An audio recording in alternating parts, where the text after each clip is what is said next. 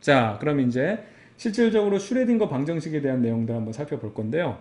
슈레딩거 방정식 여러분 두려워하지 말고요. 슈레딩거 방정식 그냥 이렇게 생겼다라고만 보면 돼요.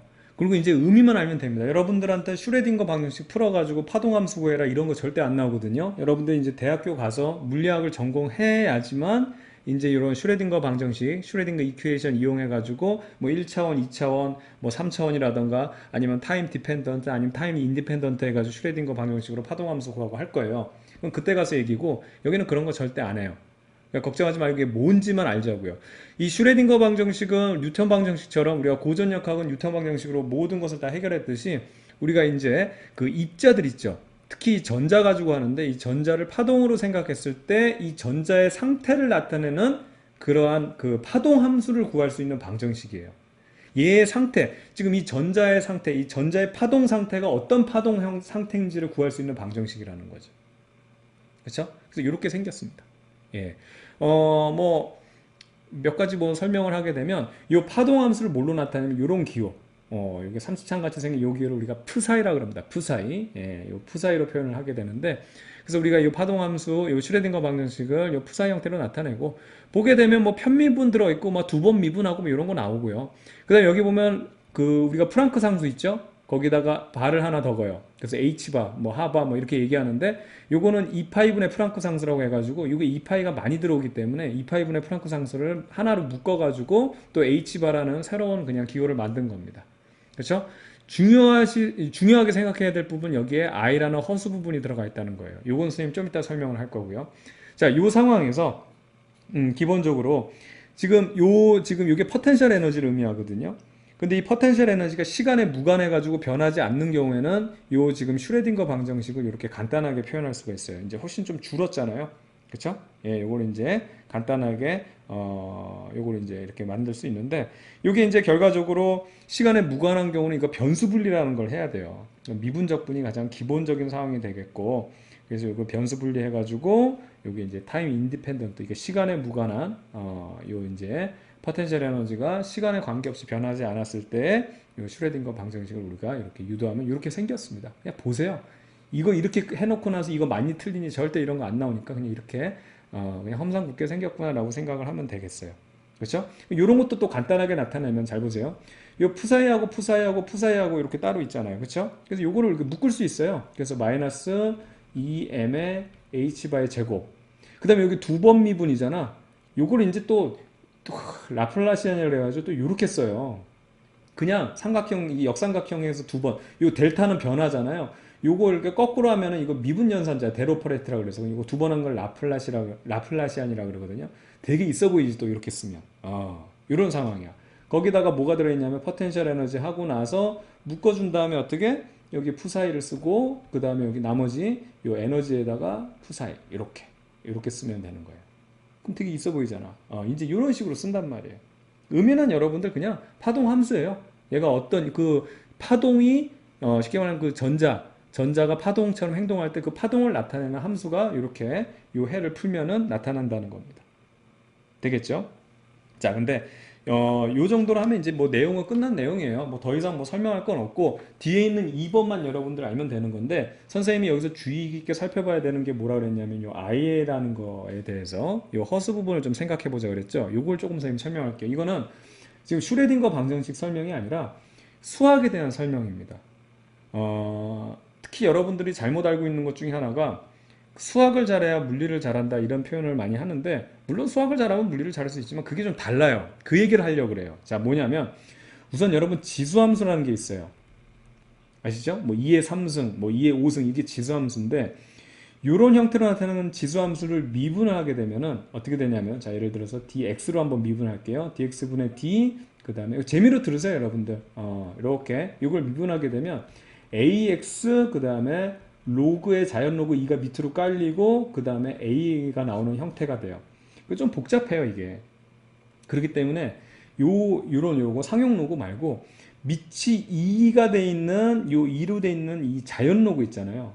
이거를 지수함수를 쓰게 되면 기가 막힌 일이 벌어집니다. 뭐냐면은 요 EX라는 애가 있어요. 요렇게 생긴 애가 있다고 해봐요.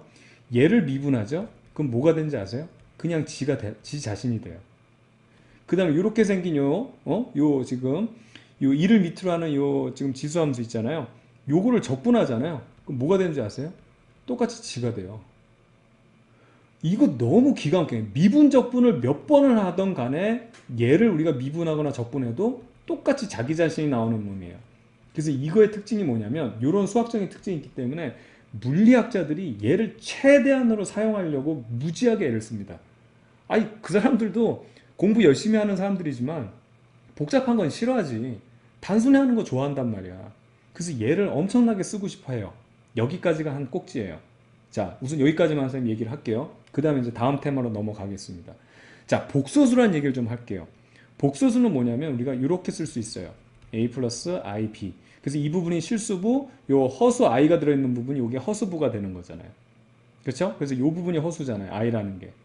근데 굳이 왜 허수를 쓰느냐가 이제 여기에 대한 대답이 되는 건데 결론적으로 수의 범위를 확장하는 거예요. 실질적으로 허수라는 거는 리얼 월드가 아니란 말이야. 가상이야. 가상의 현실이지. 쉽게 말하면 현실이 아니고 어떻든 간에 이거는 리얼 세계가 아니란 말이야. 그런데 허수를 추가함으로써 우리가 얻어질 수 있는 건 뭐냐면 자, x제곱이 마이너스 1이 나올 수 있어요, 없어요?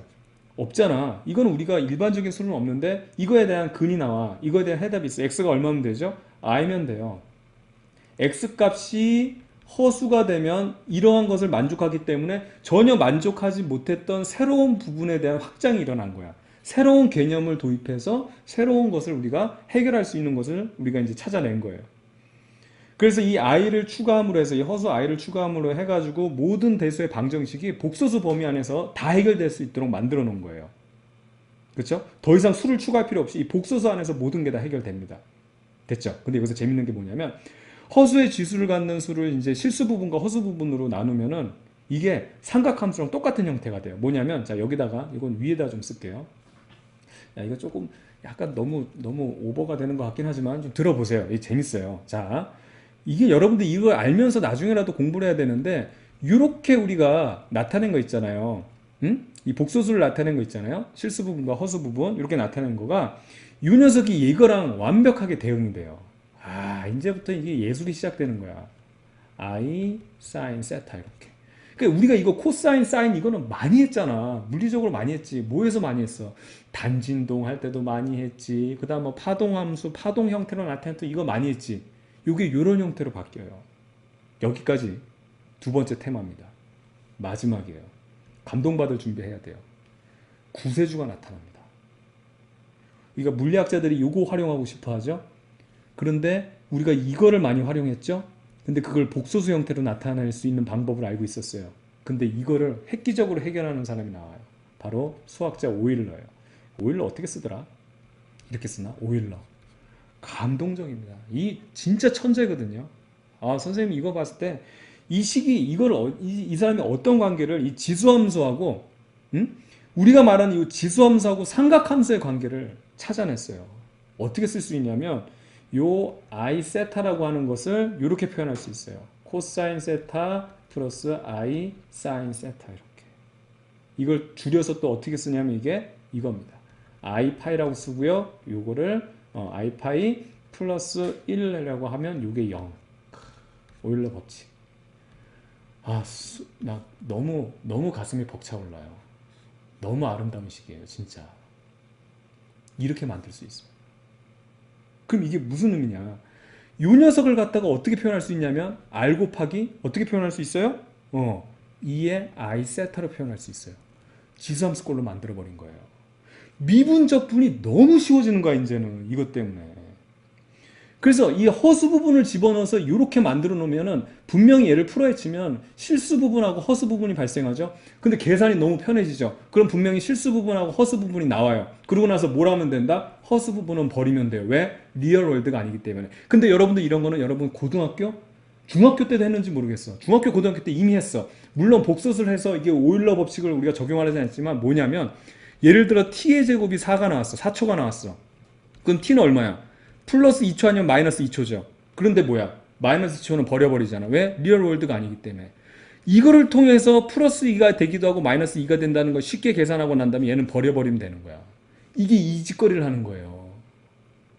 이 허수 부분을 확장해가지고 이런 식으로 오일러 법칙을 통해서 이런 식으로 만들어서 지수함수꼴로 만들어서 미분적 부분 막 마음대로 막 하고 정말 편하게 막 한 다음에 얘로 다시 풀어헤친 다음에 허수 부분 날려주면 그 다음 실수 부분만 취하게 되면 이게 바로 물리적인 현상이 되는 거예요. 기가 막히지. 기가 막힌 거야. 그래서 이 지금 수학이라는 것은 어떤 대상의 본질에 대해서는 중요하지 않아요. 얘네들은. 이거는 사실은 진실을 하면은 우리 세상으로 보게 되면 얘는 거짓이잖아. 이건 허술하는 것 자체는 아예 없는 거잖아. 근데 수학은 그게 중요하지 않아. 어떻든 간에 어떻게 본질에 대해서는 진실 유무를 말할 필요가 없고, 단지 계산을 편하게 하고 난 다음에 만약에 리얼 월드를 따지겠다 그러면은 그 해당되지 않는 부분을 날리면 되는 거지. 그래서 수학이 진짜 여러분 정말 아름다운 학문이에요. 아름다운 학문. 아름답고 너무 자유로워. 물리만 해도 어떻게 보면은 이 현실에 대해서 이거를 답으로 취할 수는 없는 거거든요. 이건 현실에 존재하지 않기 때문에. 근데 수학은 이게 답이 된단 말이야. t제곱이 마이너스 2도 답이란 말이야. 이게 완전히 인간의 어떤 관념이라든가 생각으로서 할 수 있는 정말 최상의 학문이 같아 나는. 너무 아름답다고. 너무 자유로워. 이 수학 안에서는 여러분들이 정말 무한한 자유를 느낄 수 있는 거지. 마이너스 2가 가능하다니까. 마이너스 2초가 가능해 수학 안에서는. 그래서 수학을 잘해야 이제 물리를 잘하는 게 아니고 여러분들이 그 물리를 이렇게 하다 보잖아요. 열심히 하다 보면 수학을 사랑할 수밖에 없어. 너무나 멋진 학문입니다. 예, 지금 뭐 이상한 소리를 너무 길게 했는데 어떻든 이런 얘기고요. 아이고 이거 뭐냐 이거 하여튼 좀 다 지우고 얘기 내용을 좀 이어가도록 하겠습니다. 어떻든 간에 야 이거 지우는 것도 그냥 일이네 일. 이렇습니다. 이렇대요. 그래서 여러분들이 앞으로 만약에 좀 더 공부를 즐겁게 하고 싶다, 좀 더 깊이 있는 공부를 하고 싶다 그러면 여러분들 이건 안 지워도 되는 건데 지웠네. 다시 살아나라.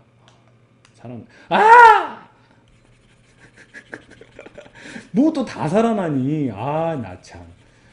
깜짝 놀랐습니다. 여러분들 놀랬죠? 미안합니다. 순간 선생님이 비명을 또 질렀어요. 이렇게 요것만 지우고 그 다음에 선생님이 이제 헛소리했던 내용들 싹 오일러. 멋집니다. 예. 이런 오타쿠 선배들 있어가지고 우리가 괴롭나요? 어떻게 보면 괴로울 수도 있지만 또 이렇게 가끔 감동을 받을 때도 있어요. 뭐 공부 안 할 사람은 뭐 안 하면 되는 거니까 다른 데서 감동받으면 되고 공부하는 사람들은 또 이걸 통해서 또 감동을 느끼는 거니까 되겠죠? 자, 그럼 이제 여기서 의미는 뭐냐면 다른 거 말고 파동함수를 구했을 때 이 파동함수에 대한 제곱을 해줘. 절대치 제곱을 해주면 이게 바로 특정 위치에서 입자를 발견할 확률 밀도가 됩니다. 쉽게 말하면 이걸 확률이라고 생각하면 돼요. 그래가지고 얘가 어디에 있을 확률이 얼만큼 되느냐를 구할 수 있는 게 바로 슈레딩거 방정식이죠. 그러니까 이 녀석도 우리가 복소수 형태로 나타나면 이 푸사이에 제곱해가지고 이제 뭐 쉽게 말하면 이 절대치의 제곱 이렇게 나타내는데 이거 계산 편하게 하기 위해서 이렇게 계산을 해요.